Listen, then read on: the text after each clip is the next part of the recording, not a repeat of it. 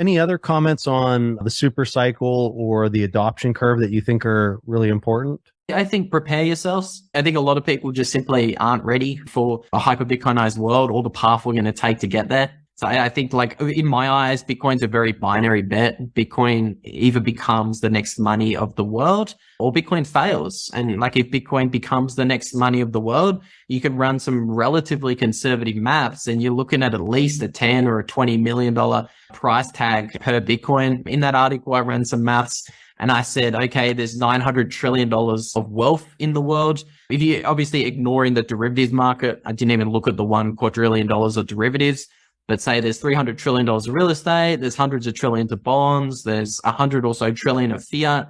I took what I thought was a conservative estimate and I said, okay, let's assume 30% of that flows into Bitcoin on a Bitcoin standard. I ran the numbers and I kind of found that the price of a Bitcoin would be $65 million a coin on a Bitcoin standard. If 30% of the world's wealth and store of value wealth flowed into Bitcoin, you're looking at a $65 million Bitcoin. And that's obviously in today's dollars.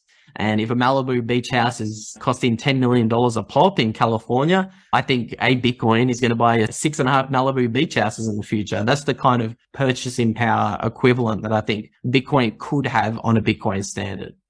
How about on the low side? The low side, I even think that's bearish.